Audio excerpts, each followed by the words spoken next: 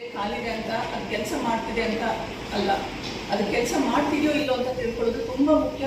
ತಾಯಿ ತಂದೆ ಪೋಷಕರಿಗೆ ನಾವು ಡಾಕ್ಟರ್ ಆಗಿ ನೋಡ್ತೀವಿ, ಕಿವಿ ಇದೆ ಎಲ್ಲ ಇದೆ ಹೇಳ್ತೀವಿ, ಬಟ್ ನಾವು ಕೇಳಿಸ್ಕೋತಿದೆಯೋ ಇಲ್ಲೋ ಅನ್ನೋದು ಅದು ಮ್ಯಾಂಡೇಟ್ರಿ ನಮಗೆ. ಸೊ ಅದನ್ನು OE ಅನ್ನೋ ಸಿಂಪಲ್ ಪರೀಕ್ಷೆ 10 ನಿಮಿಷದಲ್ಲಿ ನಮ್ಗೆ ಗೊತ್ತಾಗುತ್ತೆ ಮಗು ಕೇಳಿಸ್ಕೊತಿದೆ ಅಂತ ಹೇಳಿ. ಸೊ ಅಷ್ಟು ಮಾಡಿದ್ರೆ ನಮಗೆ ಯೋಚನೆ ಇರಲ್ಲ. ಮಗು ಮಾತು ಲೇಟ್ ಆಗ್ತಾ ಇದೆ ಅಂದರೆ ಅವಾಗ ಬೇರೆ ಇಂಟರ್ವೆನ್ಷನ್ ಏನು ಮಾಡ್ಬೋದು.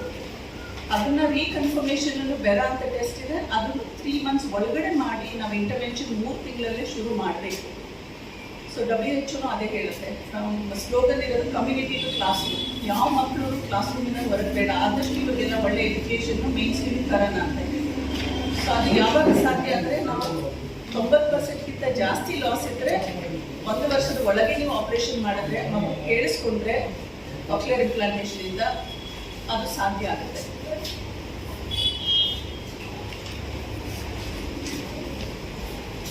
ಇದು ಆಕ್ಚುಲಿ ಹಾಸ್ಪಿಟಲ್ ಬರ್ಬೇಕಾದ್ರೆ ಆ ಡಾಕ್ಟರ್ಸ್ ಇರ್ತಾರಲ್ಲ, ಅವ್ರು ಆಗಲೇ ಈ ಒಂದು ಅವೇರ್ನೆಸ್ ಸ್ಪ್ರೆಡ್ ಮಾಡ್ಬಿಡ್ತಾರೆ. ಅದಕ್ಕೆ ತುಂಬಾ ಈಸಿ ಆಗೋಗುತ್ತೆ.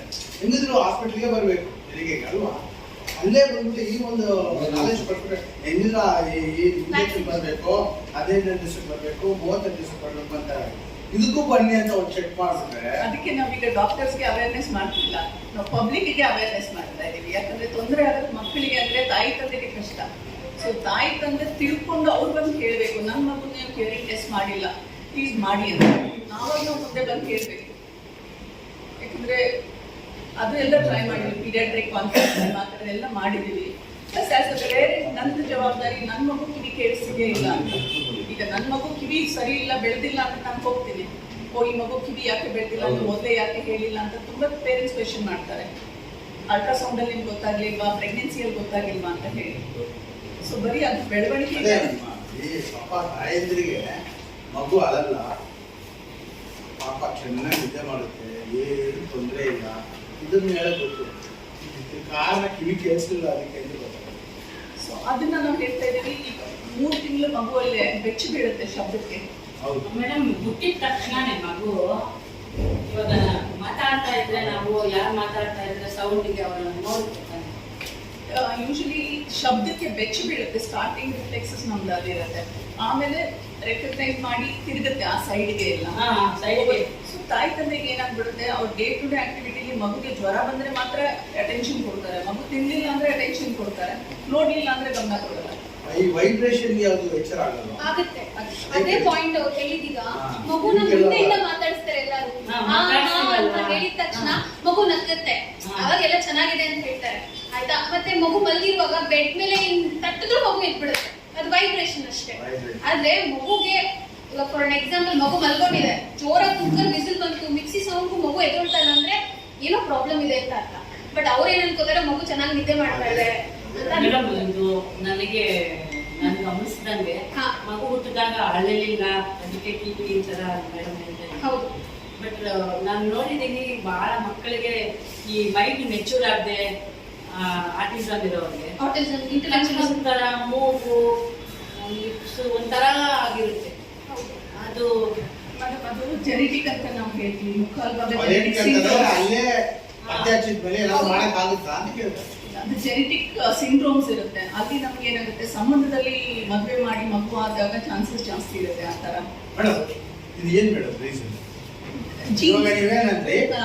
ಸೇಮ್ ಬ್ಲಡ್ ಇದ್ದಾಗ, ಬ್ಲಡ್ ರಿಲೇಟೆಡ್ ಇದ್ದಾಗ ಇದಾಗುತ್ತೆ ಅಂತೀರಾ, ಇದಕ್ಕೆ ಏನು ಪರ್ಟಿಕ್ಯುಲರ್ ರೀಸನ್? ಇವಾಗ ನೀವು ಅವೇರ್ನೆಸ್ ಕೊಡ್ತಾ ಇದ್ದೀರಾ, ಸೇಮ್ ಕ್ವಶನ್ ಇದೆ.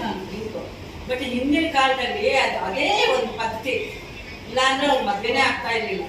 ಅದ್ರಲ್ಲಿ ಅಕ್ಕನ ಮಗಳು, ಒಂದು ಅತ್ತೆ ಮಗಳು ಇದೇ ಕಂಟಿನ್ಯೂ ಆಗಿತ್ತು. ಅದು ಇತ್ತು, ಒಂದು ಫ್ಯಾಮಿಲಿ ಒಬ್ಬ ಅಂಗವಿಕಲ ಇರ್ತಾ ಇದ್ರು.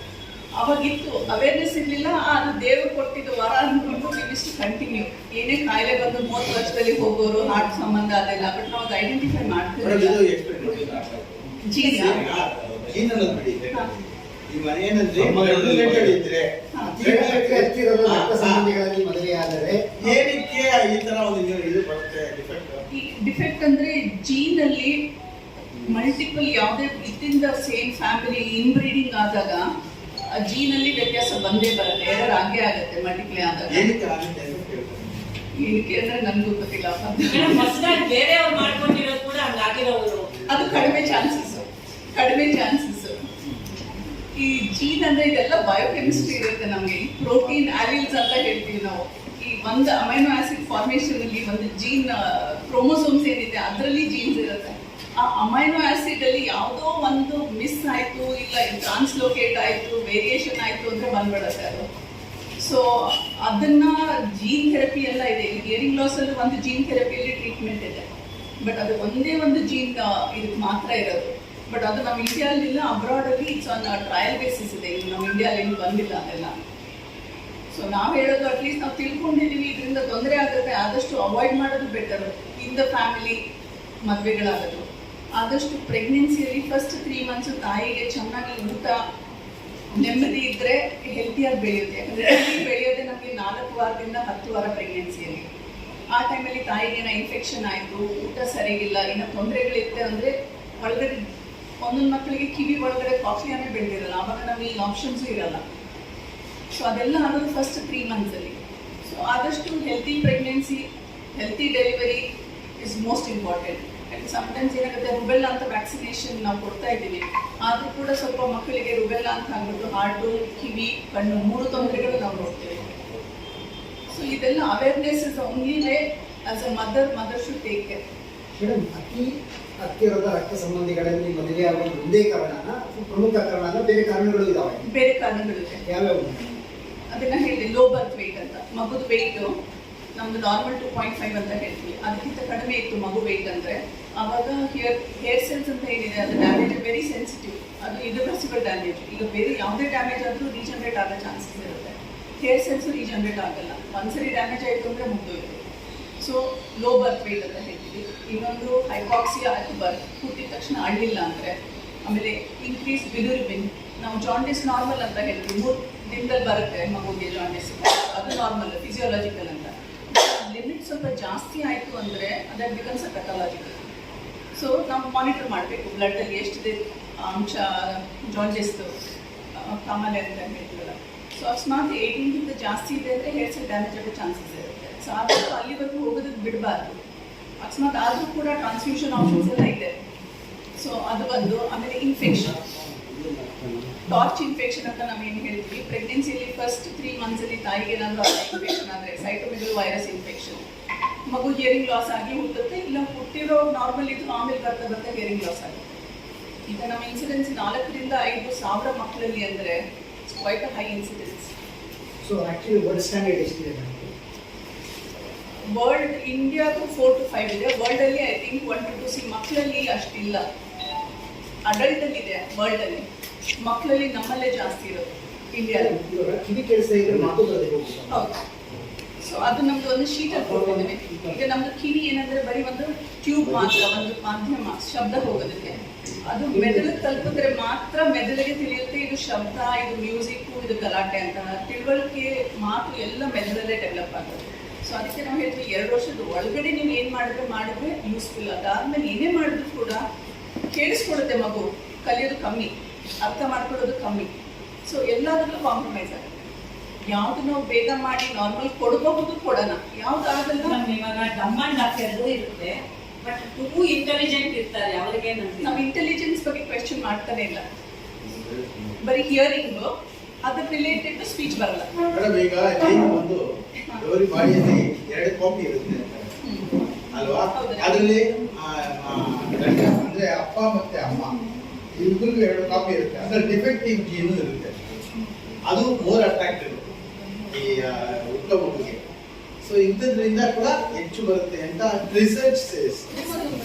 ಕ್ರೋಮೋಸೋಮಲ್ ಅನಾಮಲಿ ಇದ್ದಾಗ ಒಂದು ಕ್ರೋಮೋಸೋಮಲ್ ಅನಾಮಲಿ ರಿಸೆಸಿವ್ ಅಂತ ಇರುತ್ತೆ. ಅದು ಒಳಗಿರುತ್ತೆ ರಕ್ತದಲ್ಲಿ, ಬಟ್ ತೋರಿಸ್ಕೊಡಲ್ಲ, ಅಂದ್ರೆ ಹೊರಗಡೆ ಎಕ್ಸಿಬಿಟ್ ಆಗಲ್ಲ, ಬಂದಿರಲ್ಲ.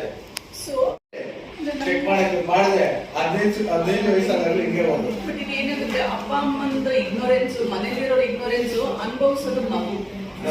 ಕೌನ್ಸಿಲಿಂಗ್ ಇಲ್ಲ ಮೇಡಮ್, ಈ ಹೆರಿಗೆ ಬರ್ತಾರಲ್ಲ ಕೂರಿಸ್ಬಿಟ್ಟು ನೋಡಮ್ಮ ಇದೆಲ್ಲ ಇದೆ, ಮೊದಲನೇ ಇದೆ ಇದೆಲ್ಲ ಇದೆ, ಇದೆಲ್ಲ ಆಗ್ಬೋದು ಎಲ್ಲವನ್ನು ತಿಳಿಸೋದಕ್ಕೆ 10 ನಿಮಿಷ ಸಾಕು. ಯಾವ ಆದಾಗಲೇ ಯಾರು ಟಿಕೆಟ್ ಐತೆ ಮತ್ತೆ ಇದು ನೀವು ಏನು ಅವೇರ್ನೆಸ್ ಮಾಡ್ತಾ ಇದ್ದೀರಾ? ಆರ್ಟಿಕಲ್ ಅಲ್ಲಿ ಇವೆಲ್ಲ ತಗೊಂಡಿದ್ರೆ ಬರ್ಕೊಡ್ತೀವಿ ನಾವು. ಯಾಕಂದ್ರೆ ಪೇಷಂಟ್ ಅವರಾದ್ರು ತಿಳ್ಕೊಂಡು ಒಂದು ಫಾರ್ಮ್ ಕೊಡ್ತೀರಾ ಮೇಡಮ್? ಹಿಂದ್ಗಡೆ ಎಲ್ಲ ಇರುತ್ತೆ, ಅದನ್ನ ಓದೋರು ಯಾರು? ಓದಕ್ಕೆ ಆಗದೆ ಇರೋ ತರ ಒಂದು ಸಣ್ಣದು ಬರುತ್ತೆ, ಅಲ್ಲಿ ಆಲ್ರೆಡಿ ಐಡೆಂಟಿಫೈಡ್ ಪೀಪಲ್ ಮತ್ತೆ ಲ್ಯಾಂಗ್ವೇಜ್ ಗೊತ್ತಿರುತ್ತೆ, ಅದೊಂದು ಮಾರ್ಕ್ಸ್ ಅದಲ್ಲ. ನಾವು ನೀವು ಮುಂದೆ ಬಂದ್ರೆ ಮಾಡ್ಬೇಕು. ಈಗ ಶ್ರವಣ ದೋಷ ಮುಕ್ತ ಕರ್ನಾಟಕ ಅಂತ 2016 ಖಾದರ್ ಸರ್ ಮುಂದೆ ಬಂದ್ರು. ಸೊ ಅದಕ್ಕೆ ನಾವು ಮಂಗಳೂರಲ್ಲಿ ಕ್ಯಾಂಪ್ ಮಾಡಿ ಆ ಮಕ್ಕಳಿಗೆ ಸರ್ಜರಿ ಫ್ರೀ ಆಗಿ ಮಾಡಿ ಸೆಂಟ್ರಲ್ ಗವರ್ಮೆಂಟ್ ಇಂದ ಆ ಮಕ್ಕಳಿಗೆ 1 ವರ್ಷ ತರಬೇತಿ ಕೊಟ್ಟು ನಮ್ಮ ಸೆಂಟರ್ ಇಂದ ಅದ್ರದ್ದು ಔಟ್ಕಮ್ ತೋರಿಸಿದ ಮೇಲೆ ಕರ್ನಾಟಕ ಇಂದ RBSK ಇಂದ ಇಂಟ್ರೊಡ್ಯೂಸ್ ಆಯ್ತು ಫ್ರೀ. ಸೊ ಈಗ ನಮಗೆ ಗವರ್ಮೆಂಟ್ ಫ್ರೀ ಆಗಿ ಕಾಕ್ಲಿಯರ್ ಇಂಪ್ಲಾಂಟ್ ಕೊಡುತ್ತೆ, ಸರ್ಜರಿ ಕೊಡುತ್ತೆ, ಪ್ಲಸ್ ಥೆರಪಿ ಕೊಡುತ್ತೆ. ಸೊ ಎಲ್ಲ ಅಪ್ ಟು 2 years. ಯಾಕಂದ್ರೆ ಮುಖ್ಯ ಇರೋದು ಆ ಟೈಮಲ್ಲಿ. ನಾನೇನಾದ್ರು 5 ವರ್ಷವರೆಗೂ ಕೊಡ್ತೀನಿ ಅಂದ್ರೆ 4ನೇ ವರ್ಷಕ್ಕೆ ಬರ್ತಾರೆ ತಾಯಿ ತಂದೆ, ಮಗು ದೊಡ್ಡದಾಗಿ ಆಮೇಲೆ ಮಾಡೋಣ ಸರ್ಜರಿ ಅಂತ. ಸೊ ಅಷ್ಟರಲ್ಲಿ ನಮ್ಗೆ ಇಂಪಾರ್ಟೆಂಟ್ ಇರೋದು ಕಲಿಯೋದು ಮಕ್ಕಳಿಗೆ, ಅದನ್ನ ಕಳ್ಕೊಂಡ್ಬಿಡ್ತೀವಿ. ಸೊ 2 ವರ್ಷ is an ideal international standard ಇದೆ. ಸೊ ಆದಷ್ಟು ಈ ಅನುಕೂಲ ಎವ್ರಿಬಡಿ ಶುಡ್ ಟೇಕ್. ಈಗ ಅಂದ್ರೆ ಬೆಲೆ ಜಾಸ್ತಿ ಅದಕ್ಕೆ ನಾವು ಆಪರೇಷನ್ ಆಗ್ಲಿಲ್ಲ ಅಂತಾರೆ, ಈಗ ಫ್ರೀ ಆಗಿ ಕೊಟ್ಟ ಮೇಲೆ ಅದ್ರ ಅನುಕೂಲ ತಗೋಬೇಕು. ಈ ಡಿಫೆಕ್ಟ್ ಇರ್ತಕ್ಕಂಥ ಮಕ್ಕಳು ಹೆಚ್ಚಿಗೆ ಈಗ ರೂರಲ್ ಅಲ್ಲಿ ಕಾಣ್ತಾರೆ. ರೀಸನ್ ನೀವು ಕೊಡೋ ಅವೇರ್ನೆಸ್ ಅರ್ಬನ್ಗೆ ಸೀಮಿತವಾಗಿದೆ. ಎಲ್ಲರೂ ಅವರ ಕೆಲಸದಲ್ಲಿ ಇಟ್ಕೊಂಡು ಇದನ್ನೆಲ್ಲ ಓದಿ ತಿಳ್ಕೊಳ್ಳೋ ಮನಸ್ಥಿತಿಯಲ್ಲಿ ಇರಲ್ಲ. ಆದಷ್ಟು ನಿಮ್ಮ ಈ ಅವೇರ್ನೆಸ್ ಪ್ರೋಗ್ರಾಮ್ ಅಲ್ಲ ಸರ್, ನಾವು ಜಮಖಂಡಿಯಲ್ಲಿ ಕ್ಯಾಂಪ್ ಮಾಡಿದ್ದೀವಿ, ಗುಲ್ಬರ್ಗ ಅಲ್ಲಿ ಮಾಡಿದ್ದೀವಿ, ಬೆಲ್ಗಾಮಲ್ಲಿ ಮಾಡಿದ್ದೀವಿ, ಹೊಸಕೋಟೆಯಲ್ಲಿ ಮಾಡಿದ್ದೀವಿ. ನಾವು ಒಂದು ಸಣ್ಣ ಆರೋಪಿ, ನಮ್ಮ ಟೀಮ್ ಇರೋದೇ ನಾವು 6-7 ಜನ. ನಿಮ್ಮ ಶಕ್ತಿಗೆ ಮಾಡ್ತಿದ್ದೀರಾ?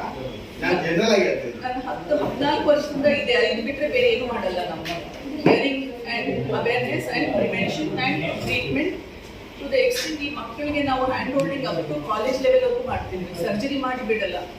ಸರ್ಜರಿ ಆದ್ಮೇಲೆ ಅವ್ರಿಗೆ ಇನ್ನೇನೇನು ತೊಂದರೆ ಬರುತ್ತೆ, ಸೈಕಾಲಜಿಕಲ್ ಏನು ಇಶ್ಯೂಸ್ ಬರುತ್ತೆ, ಕ್ಲಾಸ್ ರೂಮಲ್ಲಿ ಗೊತ್ತಾಗುತ್ತೆ. ಅದ್ರ ಜೊತೆ ನಮ್ಮ ಡಿಗ್ರಿ ಇರ್ತಾರೆ. ಸೊ ಅವರು ಕೂಡ ಅವೇರ್ನೆಸ್ ಪ್ರೋಗ್ರಾಮ್ ಬಗ್ಗೆ ಮಾತಾಡಿ ಬೇರೆ ಮಕ್ಕಳಿಗೆ ಇಂಪ್ಲಾಂಟ್ ಆಗೋಕ್ಕೆ ಎಷ್ಟು ಇಂಪ್ಲಾಂಟ್ ಕರ್ನಾಟಕ ಗವರ್ಮೆಂಟ್ ಇಂದ ಅವೈಲೇಬಲ್ ಇರುತ್ತೆ, ಪಾಲಿಸಿ ಮೇಕಿಂಗ್ ಹೆಂಗ್ ಮಾಡಬೇಕು, ಇದ್ರ ಬಗ್ಗೆ ಎಲ್ಲ ಎಕ್ಸ್ಪ್ಲೈನ್ ಮಾಡ್ತಾರೆ.